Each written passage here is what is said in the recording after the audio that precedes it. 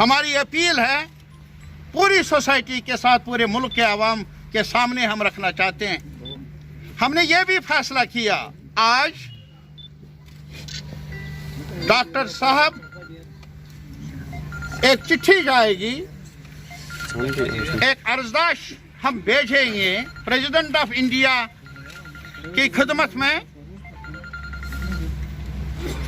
Doctor साहब की वसातत से जो हमारे चेयरमैन हैं PAGD के,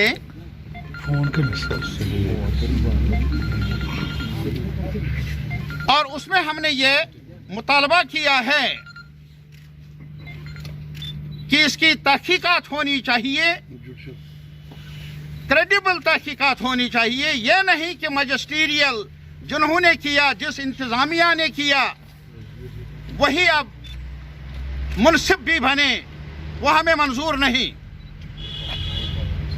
हमने ये मुतालबा किया है कि एक क्रेडिबल इंक्वायरी होनी चाहिए, जो हमारी नज़र में सिर्फ जुडिशल इंक्वायरी ही हो सकती है।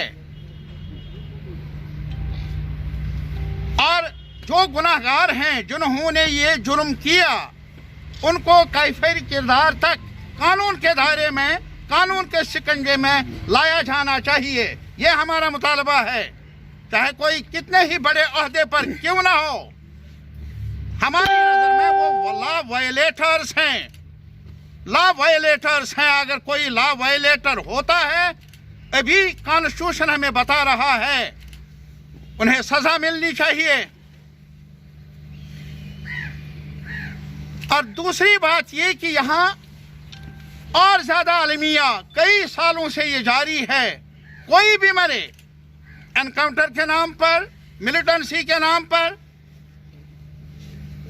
उनके जो यहाँ के रहने वाले हैं, जो उनके अहबाब है, अकारिब है, रिश्तेदार हैं, उनको एक डिग्निफाइड ब्यूरियल से भी दूर रखा जाता है, जो कि एक लेजिटिमेट कॉन्स्टिट्यूशनल राइट है हर शहरी का। वो कोई एहसान नहीं, कोई तरफदारी नहीं, कोई फेवर नहीं। और इसके साथ ही अगर ऐसा नहीं किया गया, कई बहाने हैं। कोविड के नाम पर आप कुछ भी कर सकते हैं, लॉ एंड ऑर्डर के नाम पर आप किसी को जनाजा पढ़ने से भी, बुरियल से भी रोक सकते हैं। ये हमें मंजूर नहीं, क्योंकि हमारा मानना है ये कानून के दायरे से बाहर है, आईन के दायरे से बाहर है, और नेचुरल जस्टिस के दायरे से बाहर है। और इसीलिए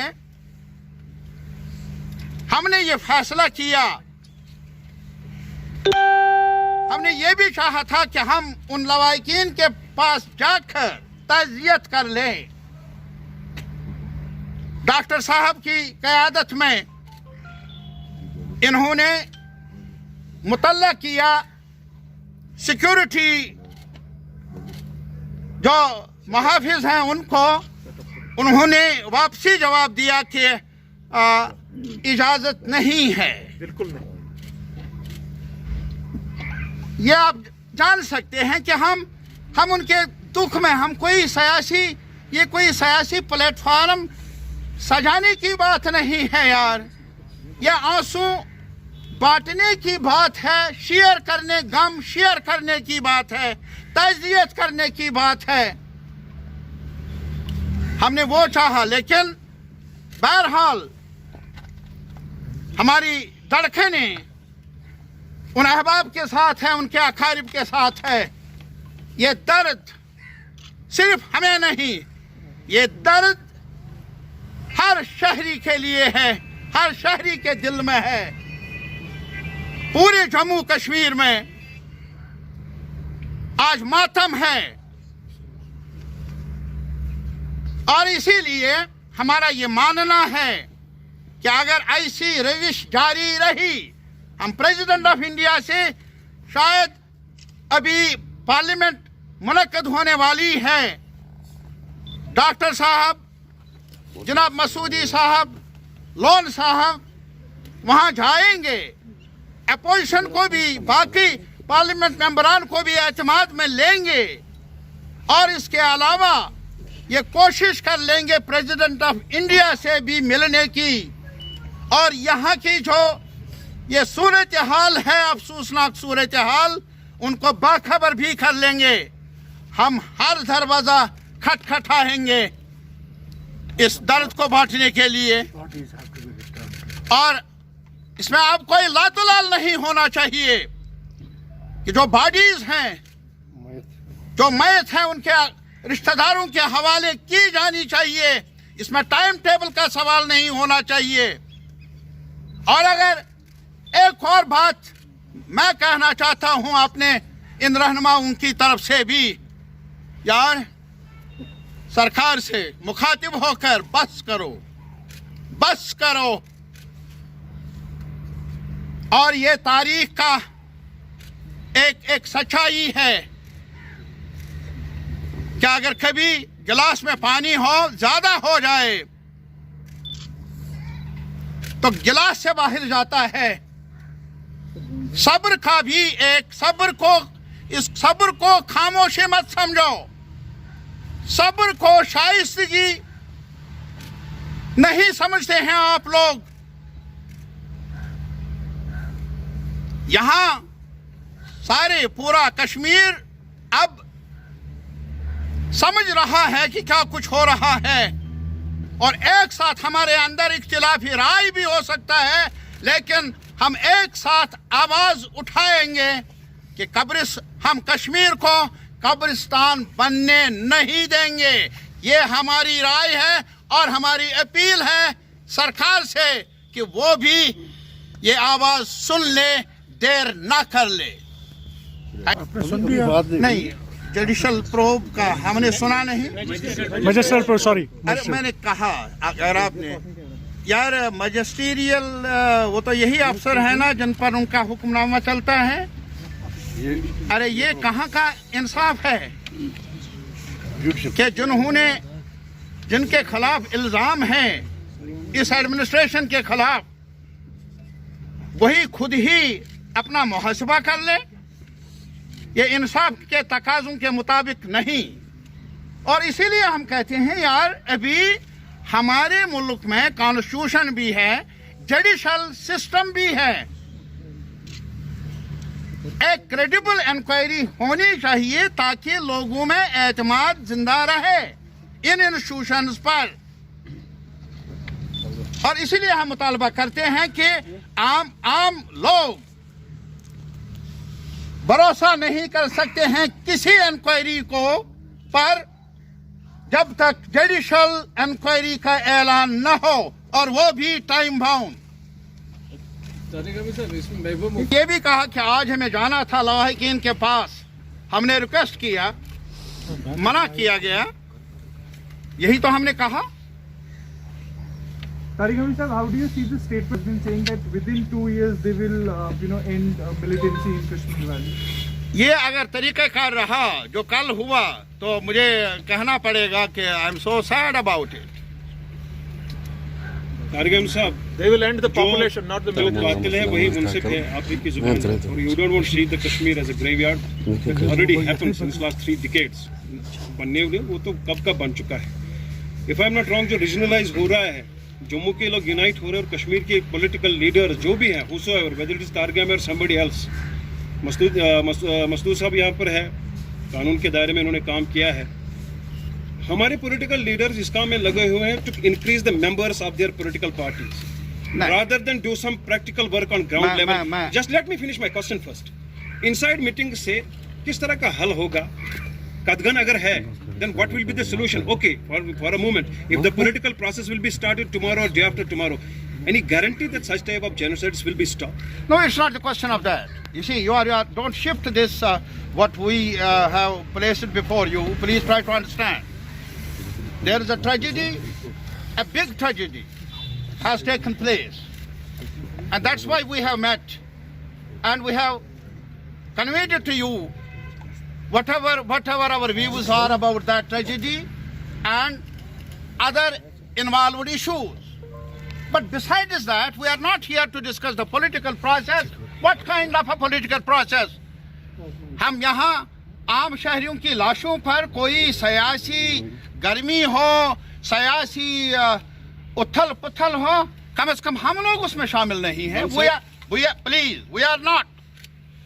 We are not concerned about that. We are not begging the government of India to hold elections. Let them not. We want to secure the lives of our people. Common people. That is our concern. Today. And we appeal to the people of Jammu as well. We are together. We are together to save the constitution. We are together to save the institutions which should guarantee the security of the common man, which is being violated today by this so-called law enforcing agencies, which is unacceptable. मैं उनसे भी appeal करना चाहता हूं. मैंने कहा आपकी वसातत से, those who disagree with us, they may not like our political positions, but nevertheless we appeal to the people of the rest of the country as a whole. Please rise up in defense of the democratic rights, the fundamental rights of the citizens of this country from Kashmir as well. We want to live a dignified life. You as a pressman, I as a political worker, and somebody as a laborer, the one who has been killed, who had come here just to earn his livelihood. अरे साहब, इसमें तमीज नहीं है. हम हर community के लोगों से अपील करना चाहते हैं, इस पेन को शेयर करने की जरूरत है. क्या मालूम आज दर्द मेरे घर में, कल क्या पता है कि किसकी और बारी आ जाएगी. Before it is too late, all of us, right from Kothua to this Srinagar, हमें एक साथ मिलकर ह्यूमन राइट्स के लिए, इंसान के तहफ़्फ़ुज़ के लिए आवाज उठानी चाहिए. On behalf of PAGD, as you said, that bodies should be returned. But yesterday, those family members who were protesting, demanding the bodies should be returned, family members have been dragged by the police and bucketed behind the bars. This is how the law enforcing agencies are treating the citizens who are just crying for, जो रो रहे हैं, जिनको सदमा से गुजरना पड़ा. तभी तो हमारी एक ही अपील है कि हम रूल ऑफ लॉ चाहते हैं. यहाँ हम और कुछ नहीं मांगते. आज हम आपके साथ और बहस नहीं कर लेंगे.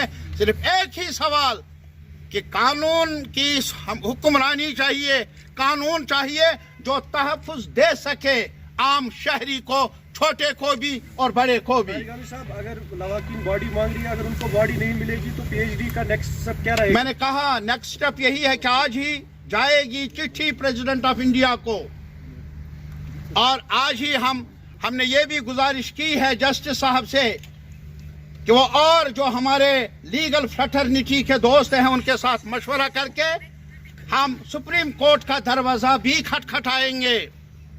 और अभी पार्लियामेंट का सेशन है और बाकी पार्टियों के लीडर्स को भी एतमाद में लेकर उनको अपना दुख बताएंगे, अपील कर लेंगे कि वो इस दुख को शेयर कर लें. इसके अलावा ये भी फैसला हुआ है कि डॉक्टर साहब की क़यादत में जो पार्लियामेंट मेंबरान हैं कश्मीर से, वो रुजू कर ले, मिलने की कोशिश करे प्रेसिडेंट ऑफ इंडिया को. Tarigami sahab, how do you see the new terms coming up from security forces like hybrid militants, white collar terrorists? वो मैंने कहा यार, सिंपल है. अभी एक को कहा गया ये OGW है, तो एनकाउंटर क्यों कहते हो? क्यों नहीं खुलेआम कहते हो कि हमने मारना है किसी को? Why don't you announce it? Encounter means what? Do you see it as a dangerous trend in Kashmir? जो मुझसे अगर कमी रह गई हो लफ्जों की, उसमें आप कोशिश कर लीजिए.